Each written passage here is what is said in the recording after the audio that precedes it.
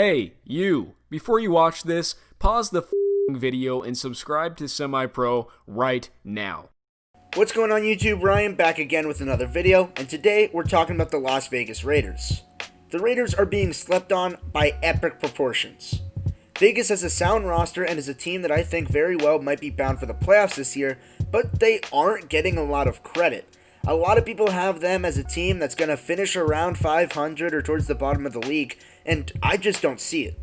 They made a lot of under-the-radar moves that I think will end up paying dividends, and the core they have now isn't too bad either. John Gruden and Mike Mayock have been a risk that looks like they're starting to pay off. They are making unorthodox moves, but it surprisingly feels like they're assembling the puzzle. They just decided to work from the middle instead of defining the edges. The Raiders started last season 6-4 before the wheels fell off, and they did finish the season with one of the worst point differentials in the league. But they were clutch. They found a way to win one-score games, and in fact every single one of their wins was by one score. And 3 of them were game-winning drives led by Derek Carr. Last season, Carr had arguably his best season. He threw for career highs in completion percentage, yards, and quarterback rating, but there is some tension between Carr and Gruden. And it definitely isn't a surefire thing that Carr will be the QB, because the Raiders did bring in Marcus Mariota during the offseason. No matter who the quarterback is, the Raiders brought in weapons to help.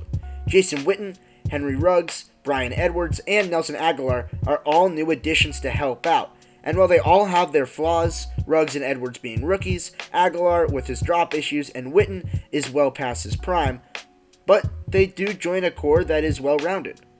Tyrell Williams as a deep threat, Hunter Renfrow as a slot receiver, Foster Moreau as a guy who Raiders fans really seem to like, at least according to our comment section, and Darren Waller, who works as the number 1 in the system and really broke out last season in 2019.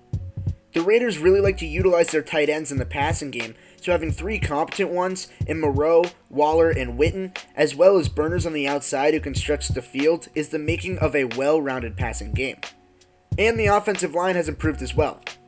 Colton Miller went from the worst left tackle in the league to just below average.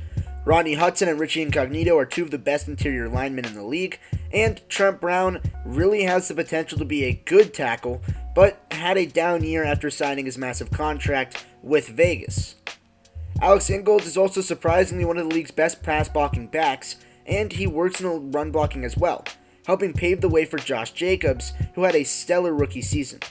And while I wasn't the biggest fan of Jacobs coming into the season, he definitely proved me wrong as one of the league's top backs. Their defense is average. The run defense is good, the pass defense is bad.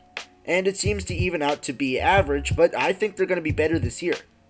The 2 sophomores on the edge are a dynamic duo. Max Crosby shined in his rookie year and was surprisingly better than Clelin Ferrell, who was drafted 4th overall. But he still played well and is trying to improve on his rookie season.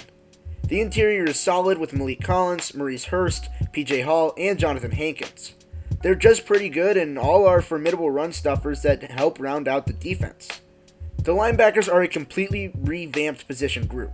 They added Cory Littleton, which might have been their biggest offseason addition. He's one of the top linebackers in the league and is well-rounded in really all areas. Same with Nick Kwiatkowski. He isn't as prolific as Littleton, but he gets the job done. The 3rd linebacker alongside them is up in the air, but the one I like the most is Tanner Muse, the rookie out of Clemson, and he certainly does have the most upside. The secondary might be even more revamped than the linebacking core. It needs to be, after they had one of the worst passing defenses in the league. Prince Amukamara, LaMarcus Joyner, Amik Robertson, and Damon Arnett make up a completely new secondary alongside Trayvon Mullen, who is headed into his sophomore year. Are any of them number 1 caliber? No, I don't think so, but they are all solid number 2 and number 3 corners, and together they can make up a very solid cornerback grouping. And then the safeties are just as deep. Demarius Randall and Jeff Heath join a safety tandem of Jonathan Abram and Eric Harris.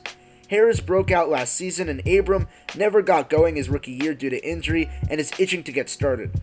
But he's going to have to share time because Heath and Randall are both pretty average and they should take some playing time away from him. The Raiders are a whole lot of average, which is really good, And all of this average put together makes them a team that should be a serious wildcard contender and should win a lot of games. Because they're not just only average.